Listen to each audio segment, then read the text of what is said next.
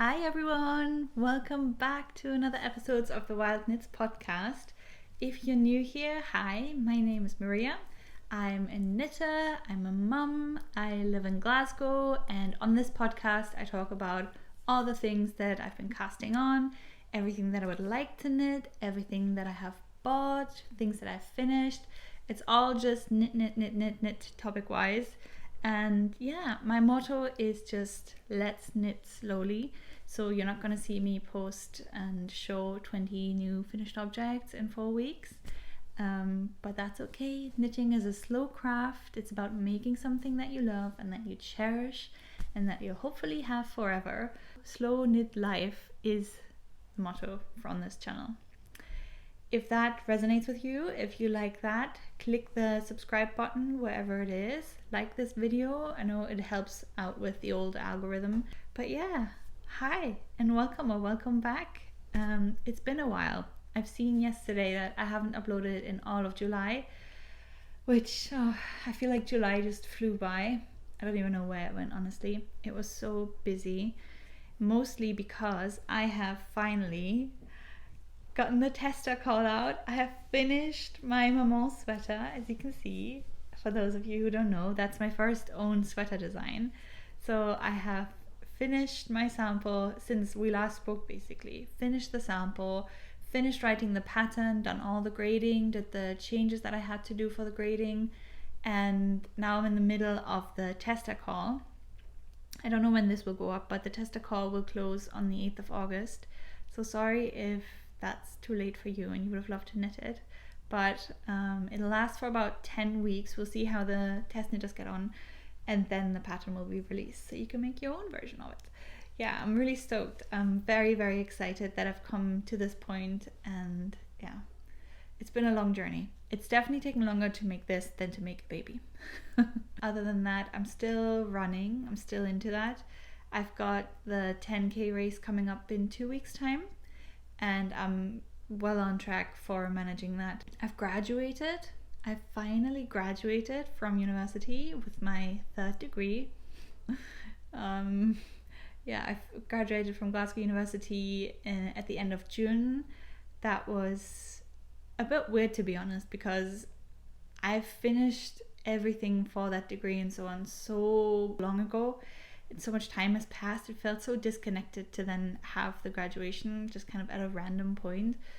But yeah, I think out of all my graduations, that was the one that I kind of felt least emotional about. And I don't know, it was kind of just to go through the motions and to say I've done it, I think. Also, one of my best friends who I've done my PhD with was not there. She's graduated earlier than me, and so we always thought we'd graduate together, and her not being there kind of gave it a bit of a sad note as well, I think. So it wasn't all that I thought it would be. But it's done, it's dusted. I can finally leave that chapter behind and look forward and ahead, and I'm so excited about all the things that are happening with the whole knitwear design. It's been so different to what I was doing before I had Emma, and I'm really loving the creative outlet. Honestly, I really do. So yeah, I'm really excited for all that's to come. Like I said, test knit will be starting soon, and my mind is already wandering to the next designs. I'm feeling so inspired at the minute. So yeah, I'll show you guys later on what I've got kind of planned and what I'm thinking about. Okay, I think that's enough chit chat for the start of the video. I think let's just get into all the things that you're here for, all the yarny goodness. And how about we start with finished objects? Let's start there this time. So the first one I'm wearing, my Maman Sweater. I'll just show you a bit more closely. I'll do cutaways and everything, but yeah, it's finally done. It's finally finished. It is an oversized sweater, so you can see a bit better. It's oversized. It has about 13 centimeters of positive ease on the bust. It's knitted top down with a round yoke, so as you can see, there's no raglan increases. And I was really adamant to keep it that way because I just love the uninterrupted, easy flow of the pattern. And I just think the way I've done the increases, they are fairly hidden. They're not completely hidden, especially on a light top fabric. But I think I love how flat it lays, how uninterrupted this rounded yoke is. If you know raglans, you always have the raglan stitches showing, and I just really didn't want that. I love how wide the neckband is. It's not a boat neck or anything, but it's definitely wider than a traditional neckband would be. And actually when you're knitting it, the sort of final width of the neckband is only going to show once you have the sleeves. Because it is a round yoke sweater that doesn't have any seams, it's just knitted top down in the round. The arms and the weight of the sleeves will start pulling the yoke down. That's why it's actually quite important that you choose a yarn that isn't anything like a superwash or anything that's quite sort of slippery, like acrylics and so on, any kind of man-made fabrics would be, because it needs that grip from the yarn to keep and hold its shape, because otherwise it would just start to grow and probably slip off at some point and lose its shape. So the yarn choice is actually quite important for this type of a construction. And then I've got my Maman embroidery here, which I absolutely love. I love the way it turned out. But honestly, this is the second try. I've done it once and I was like fully concentrated, sat down, light on, like nothing else going on. I was so adamant to get it down just the way I wanted it. And then I took away the dissolvable paper and it just looked awful. It was skewed. It really wasn't what I wanted at all. And I was like, oh no, what am I going to do? I know that if I don't love the embroidery, I don't want to wear the jumper as much. So I tried undoing it in my test pieces to see what the fabric would look like underneath, because the water dissolvable paper does make it a bit kind of hard and plasticky, the embroidery. So I was just seeing whether I can easily remove the embroidery from the knitted fabric, and it actually worked out fine. There wasn't anything left over, even though it's a light embroidery on a dark knitted yarn. It was actually really totally fine. Came off without a problem. I went over with my fabric shaver afterwards just to make sure, and then I've just redone it and I'm so much happier with it. Honestly, I'm so glad that I've done it. I'm absolutely loving it now, and I think the jumper is perfect. It wears super well. I love how it sits, how it falls, how it shapes. I'm already thinking about the next one that I want to make. Yeah, I'm so happy with it. And like I said, the pattern is finished. It's been tech edited. The grading has all been done much with the help of Jen from JP Knits Things.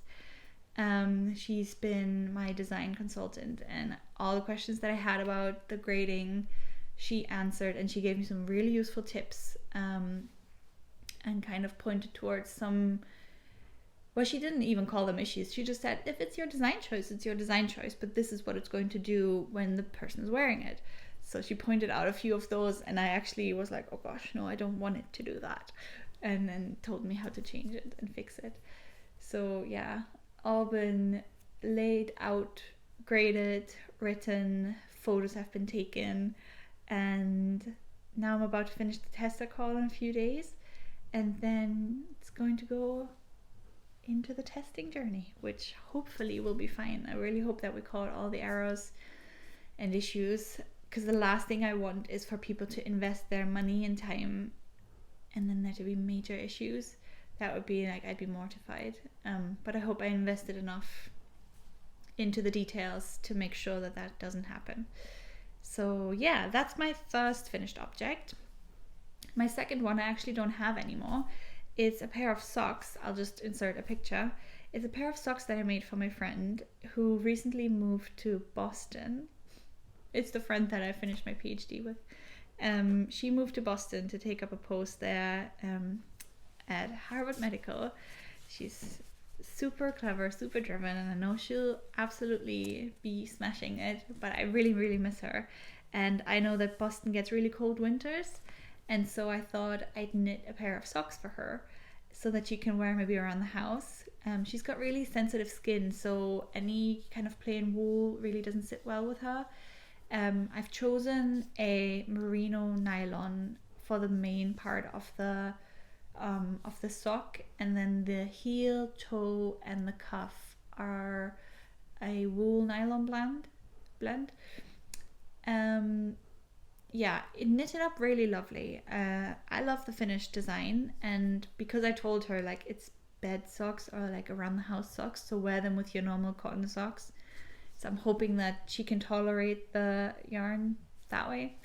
We'll see. But because I said it's house socks, I put down sock stop, and I'll insert a little video that I filmed for Instagram here. It's the first time that I've tried it, and it's just, I think, liquid latex that you can put on the underside of anything knitted, but I guess socks is what you would want it to be on. And it hardens within like 10-12 hours, and then you have a little bit of resistance when you're walking, so you're not slipping about if you're having tiled or hardwood floors. It's the first time I've tried this sock stop, to be honest, and I'm not too impressed. It did the job, but as you'll see in the video, it didn't do it very nicely. The liquid latex, which I guess is what it is quite runny, and so you can't create a really nice outline and shape, especially if you have maybe a larger gauge with the type of socks that you're knitting. So I'm not all too happy. It doesn't look too neat, but I think it'll definitely do the job. I don't know. I've tried to look online whether there's alternatives, but not really found any. If you know of any alternatives, let me know please in the comments. Anything that's not sock stop. Still a liquid latex. I think that is a good material to use, but it's just too runny when you're applying it, and so it's a bit messy. I actually forgot which, I think Maker or something was the pattern creator. It was a free pattern that I found on Ravelry because I was just really looking for a basic toe up sock because I wanted to try toe up. I've never done that before, and it was a really good, straightforward, simple pattern, and like I said, free, so the sizing was a bit limited. But if you want to get the pattern, I think I'll leave it down in the description box, and then you can just download it as well. But like I said, it's fine. Probably not the greatest for beginners because the cast on might be a bit challenging, but definitely if you're an avid knitter and you just want to try a toe up sock, give it a go, I'd say. Okay, that's all my finished objects, and now onto the whip. Only one whip this time, but if you've been here for a minute, you know that I'm not a fan of multiple whips anyway.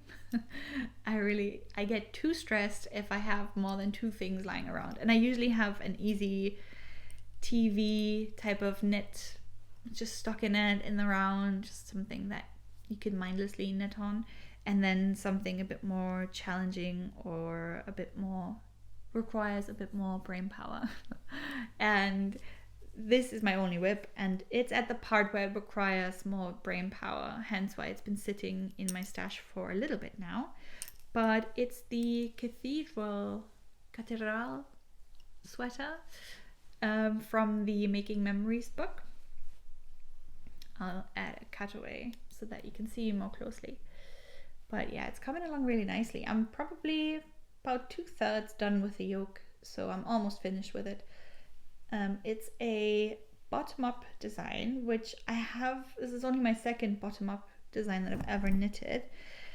To be honest, it wasn't as bad as I thought it would be. I don't usually like bottom-up because you can't try things on as you go, and I think that's quite an important part because our body shapes and lengths vary a bit, and so you might want to add some alterations, but you can't because you can't try on. So that's why I usually don't like bottom-up, but it's a kid's sweater, the one that I've knitted here, and actually I found it quite therapeutic because the sleeves are already done. There was no trip to Sleeve Island for me.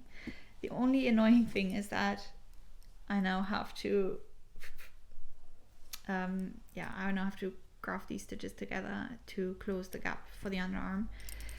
But I quite enjoyed that you start with the easy bit of the stockinette round, and then the sleeves are already finished, and now I'm at the lace part for the yoke, which I'm actually quite enjoying.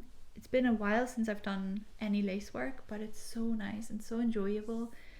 I really love how the pattern grows and looks, and yeah, I can't wait for it to be finished. And I think it's actually, so I knitted this in the 2-year size, and my kid is going to be 2 in January. to be honest, I think she'll fit into this for at least a year, if not more. She isn't the in the highest part of the kids percentiles. She's kind of in the middle, but yeah, I think the sizing is pretty generous. So yeah, I can't wait for this to be finished. I really love the yoke lace detailing. I'll show you again in a cutaway. And also what I love and kind of can't get enough of now, twisted rib. How pretty. I'm really, really enjoying the look of a twisted rib. So much so that for the socks that I've knitted, I've also done a twisted rib. I guess there's a time and place for it, but at the end of a jumper or cuffs, definitely. I think it looks so much neater than the normal traditional ribbing, which is a big pet peeve of mine for loads of the stuff that I've knitted that was in a lighter yarn. I've got one thing that was knitted in a mohair, and I feel the ribbing just looks so uneven and jagged and a bit untidy, and I really don't like that. So the twisted rib was kind of a revelation for me in that pattern. Yeah, oh, I forgot to mention, so this pattern, the book and the yarn, was gifted to me by the knitting yarn shop that Claudia has, and so that's why the ad logo has appeared once I started talking about this. It's a wonderful book. I've talked about it before, and I think it's got a lot of pretty designs in it. The next thing I want to knit for Emma is a cardigan in that book, and it has a lovely little flowery embroidery on the kind of collar part.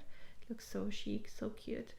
Yeah, I definitely need to start looking into her winter wardrobe, because we're in August, kind of pretty much first week of August is gone, and so as a knitter, you know, you're starting to get the fear of the Christmas list, the winter wardrobe knits.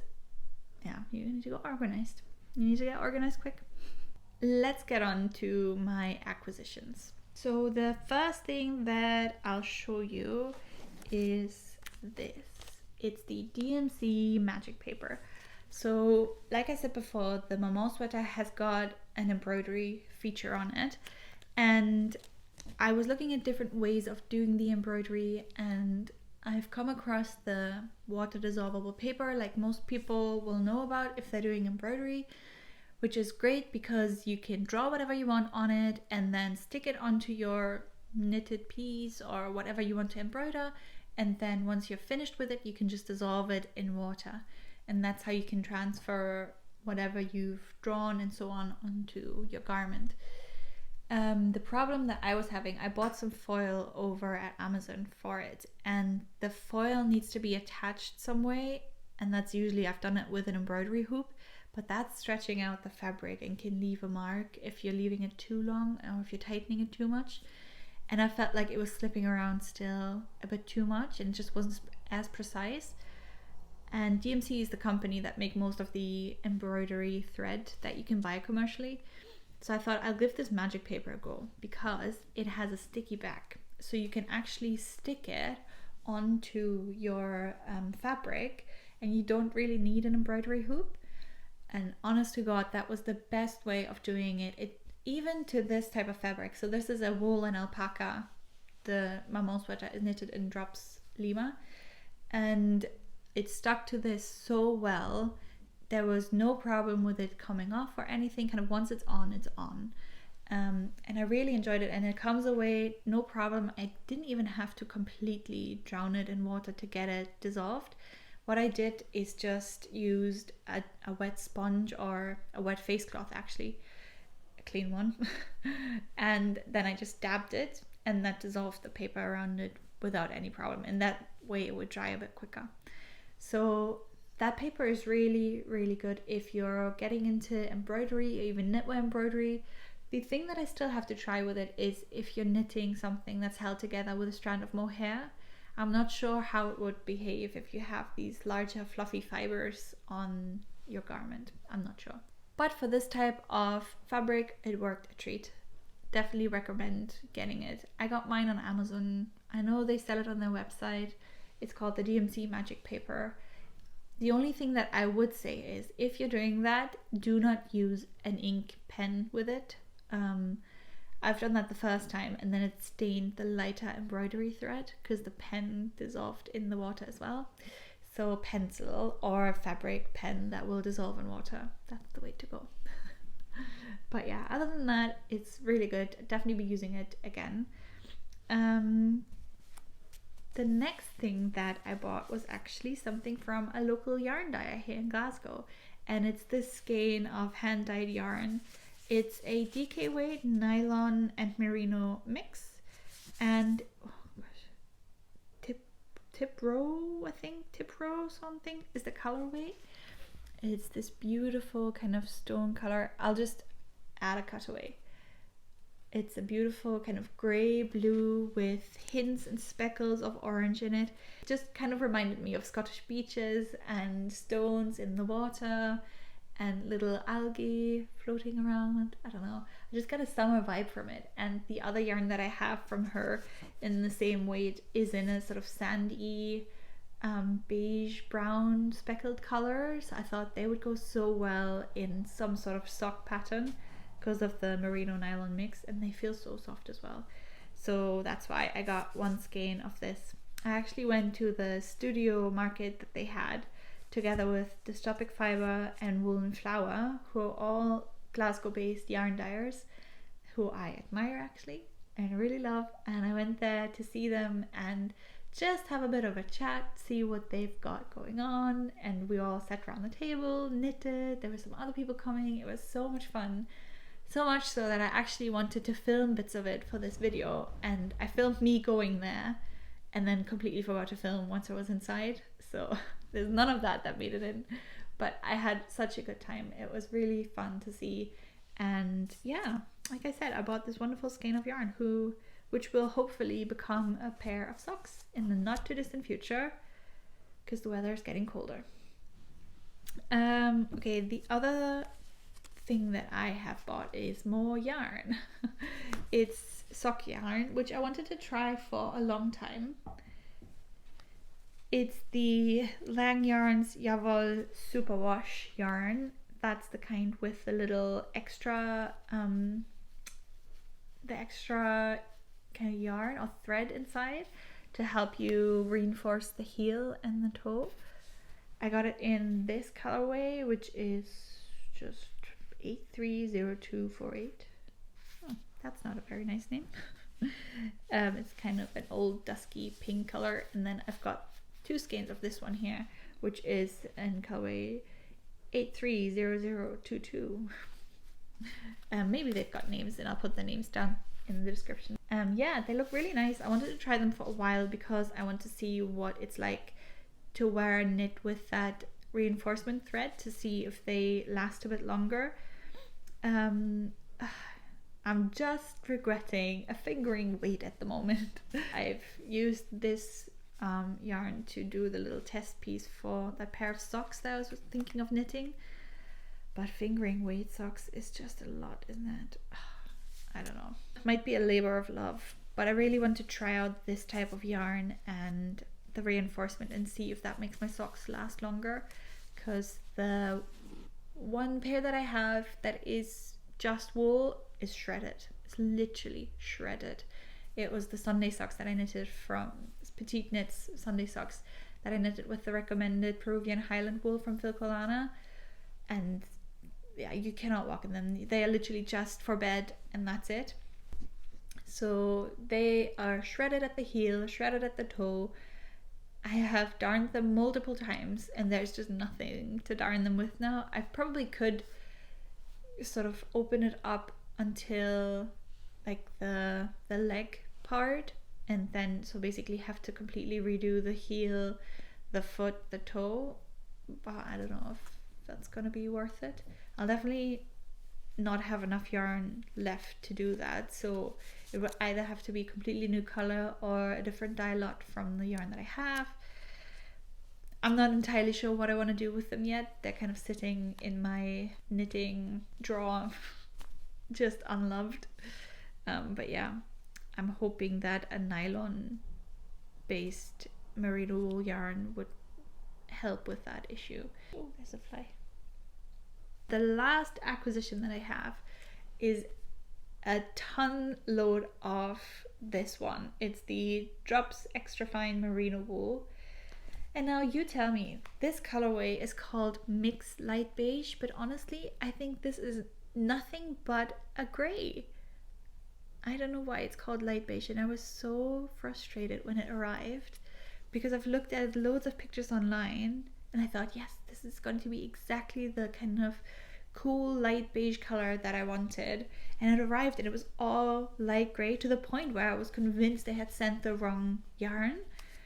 But when I looked it up, it was all correct, and the yarn just looks completely different in the pictures online, which, you know, you can't help it, that's just the way it is sometimes. But now I've got 14 skeins of this yarn that I didn't really want. But it's fine. This was actually bought for a new design that I have in mind, so it's okay. I can just knit up 2 samples, and I'll knit one with this yarn because the new design that I have in mind will be in half fisherman's rib, which I have completely head over heels fallen in love with. I don't want to do anything else. I've got 2 designs already in mind with this stitch. I just love it. I love how defined it is, how the lines flow, how you can work with that shaping. I'm in love. I'm so in love. And so I'll definitely want more than just one sample of this jumper that I have in mind for this. And so half fisherman's rib uses up a lot of yarn, and I thought it'd be great if I could add something in the pattern with a more affordable yarn option, and then also something with a less affordable one. The other one that I have in mind is the heavy merino from Knitting for Olive, because there's a colorway there that's kind of the color that I imagined the piece to be in. So I think if I have 2 choices, maybe for somebody who's more kind of eco-conscious, they could go for the Knitting for Olive one, and people who are on a budget, like me usually, they could go for the Drops Merino Extra Fine. Yeah, and that's kind of all that I have to show you for this episode. Oh my god, this fly is killing me. I've been loving all your comments. It's so encouraging and great to read and see the exchange between you and me on this platform. I love seeing what you guys are knitting. I love hearing about what you're knitting. And there's been a few people who've been very encouraging and saying, you know, I really love what you're doing. I love watching you while I'm knitting. So yeah, keep it coming. It's great encouragement because it obviously does take a lot of time to film this, set it up, upload it, do all the editing that's involved in it. There's a whole big list of things that need to happen before you can upload anything. So there's definitely effort going in, and it's good to know that it's well received and that people are enjoying it. I'm enjoying making them, but like I said, a lot of time went into the pattern, so it's been a hot minute since I filmed a podcast. I hope you've enjoyed it. I hope you like the stuff that I've made. I hope you enjoy the Maman Sweater pattern. My Instagram is full of pictures from it right now, from the photo shoot that we did, and I'm sure there'll be many more to come in the 10 weeks of test knitting. I'm really excited to see what other people are going to be doing with it. And in the next few weeks, I'll be uploading a lot of videos that show techniques that you're using in the Maman Sweater. But once we get to pattern release time, I'll do a whole dedicated video because I've been filming the entire process of designing with all its pitfalls and everything. And I really wanted to make a video where the whole kind of design process was shown with all its pitfalls and issues and unravelings, just because I think it's good for people to see the entire process and that it's not just happening like that, which sometimes it appears that for some people it does happen like that. It doesn't. It's a lot of trial and error, and that's fine. And the beauty of knitting is that we can just take something apart and repurpose the yarn into something else, which is coincidentally something I'm doing right now. One of the samples, the very first one I'm taking apart right now to knit the baby version of the sweater. So I think that's one of the really lovely things about knitting and yarn, that it's not lost. You can just unravel and start again. And yeah, on that note, I hope you're gonna have a good day or evening, whatever it is for you. Let me know what you guys are knitting. I'm really loving the comments. I really want to see what you guys are knitting. And I hope to see you again sooner than the last time, but we'll see. We'll see what happens. Enjoy your day. Bye.